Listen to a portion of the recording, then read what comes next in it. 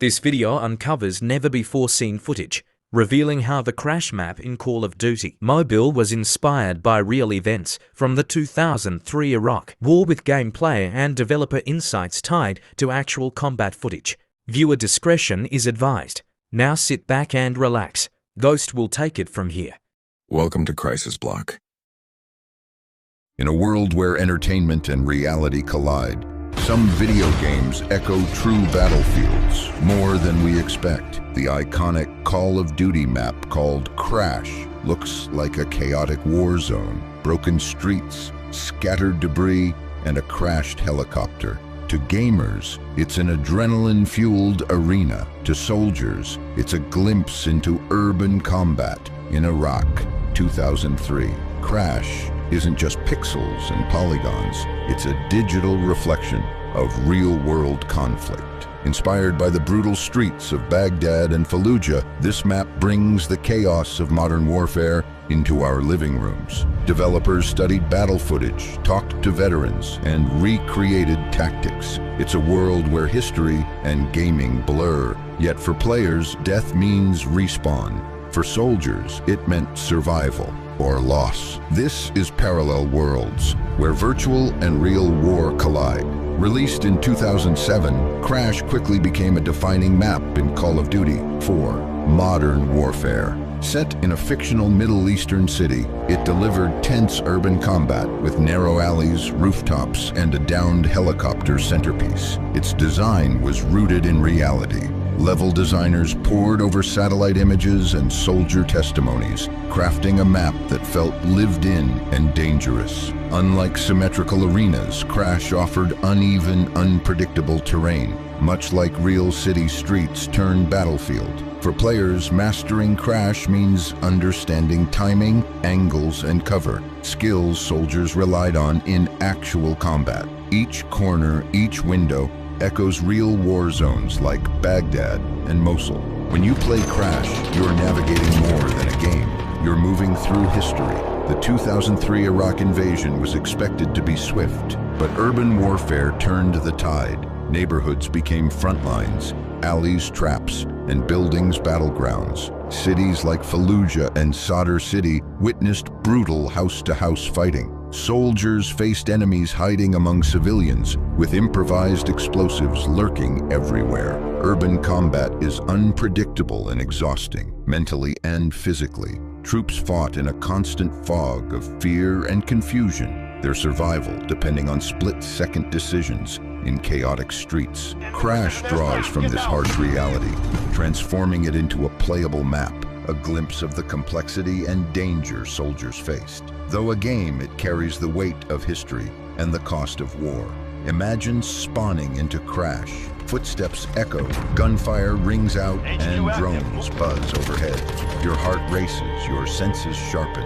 This is the immersive power of gaming, simulating war's tension and adrenaline, but it's still a game. Call of Duty packages destruction into rewards and kill streaks, but real war means real loss. As players, we experience tactics, danger, and chaos, but behind the screen, soldiers faced it with no pause or respawn. Playing Crash teaches more than maps and reflexes. It offers a window into soldiers' lives, their courage, fear, and sacrifice. Next time you crouch behind that crashed helicopter, remember, it's more than cover. It's a symbol of lives lived and lost. Video game engines create detailed worlds, but can they truly capture the chaos of real war zones? Crash uses the IDU engine to render shattered glass, bullet holes, and distant sirens, immersing players in a believable environment. Yet reality is far more complex. Streets change unpredictably.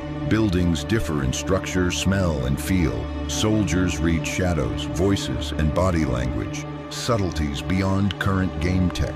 While gaming engines simulate tactics and visuals well, the lived experience of exhaustion, fear, and moral choice remains out of reach. Understanding this gap reminds us we play in a controlled space. Soldiers fought in a brutal, unpredictable world. At Crash's center lies the downed helicopter. More than just scenery, it's a powerful symbol. Helicopters represent modern war's mobility and firepower. When one crashes, it signals vulnerability and loss. The map's helicopter echoes real events like the 1993 Black Hawk Down battle and numerous downed choppers in Iraq. For players, it offers strategic cover. For soldiers, it was often a site of tragedy. This wreckage layers meaning into the gameplay, a reminder that beneath the action is real history, human cost, and the fragility of technology.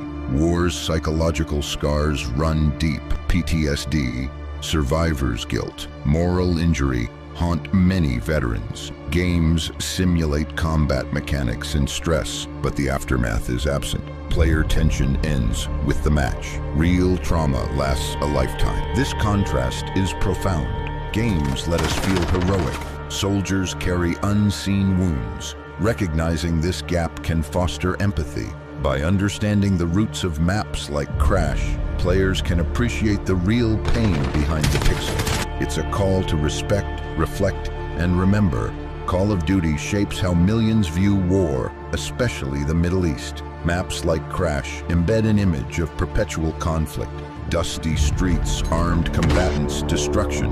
Repeated exposure risks flattening complex cultures into endless battlegrounds. While not propaganda, these games influence perception, language, and attitudes toward war. Players and creators share responsibility to engage critically, question narratives, and seek deeper understanding beyond the screen. Behind every map lies real experience. Soldiers like Staff Sergeant Daniel Ruiz recall neighborhoods in Ramadi that mirror Crash. Narrow lanes, burned vehicles, hostile windows. Corporal Jamila Thompson remembers holding a rooftop in Baghdad, unsure if shadows hid civilians or snipers. These stories don't condemn the game, they humanize it. Crash is familiar, not because of gameplay, but lived reality. Their voices bridge pixels and pavement, play and pain. Combat simulation triggers real stress responses, heart racing, rapid decisions, heightened awareness. Crash's design forces fight or flight choices, training mental frameworks of alertness and tactical thinking. But repeated exposure risks dulling emotional impact. Death becomes reversible in-game. Simulated war teaches strategy without grief, often erasing civilian suffering. We must remember, behind the adrenaline, real lives and losses remain. Baghdad in the early 2000s was chaos. Burning buildings, gunfire, displaced families. Thousands of civilians lived through invasion, upheaval, and loss. Today, the city rebuilds. Bullet holes remain, but so does resilience. Crash freezes Baghdad in destruction, missing its humanity and hope. To understand war's legacy, we must honor those who endured beyond the battlefield. Close your eyes on Crash. Hear bullets whiz, distant explosions, glass shattering, helicopters overhead. Sound designers drew from real battlefield audio to craft immersive layers. These sounds do more than locate enemies. They evoke the weight and memory of conflict. Sound bridges the gap between simulation and experience. In Crash, enemies are shapes, silhouettes, red targets, no names, no stories. But real war isn't so simple. Combatants wear civilian clothes. Civilians carry fear, not rifles. The game trains us to spot threats, yet threat recognition in reality is far murkier. This simplification isn't just a design choice, it's a philosophy of dehumanization. In Crash, shooting a civilian means mission failure. But in real war, lines blur fast. A wrong call, a mistaken flash of movement, a misread gesture, the cost, a life, a family, a community scarred. Simulations let us restart. Real-world damage lingers for generations. Crash forces reflection. What does accountability look like in games and in war? Crash doesn't just mirror doctrine, it shapes it. Military advisors tweak level design. Tactical feedback loops influence training regimens. This is no longer entertainment. It's a tool for shaping warfighters' instincts. The question becomes, what values are being hard-coded? Speed over hesitation, mission over nuance, aggression over empathy. Kids play Crash in their bedrooms, unaware it's born from battlefields. The line between simulation and play dissolves. When war becomes gameplay, it becomes normalized, even fun. What lessons do we pass on when warfare becomes routine? Simulated violence without consequence teaches tactics, but risks forgetting trauma. Inside Crash, every action is calculated. Bullet trajectories, enemy AI, mission outcomes. But behind the code are human assumptions. Who counts as a threat? What counts as success? The simulation seems objective, but it encodes bias. Every line of code reflects a worldview, often invisible, always influential. Who writes these rules? And who gets rewritten by them? The mission timer hits 0. The screen fades. You exhale.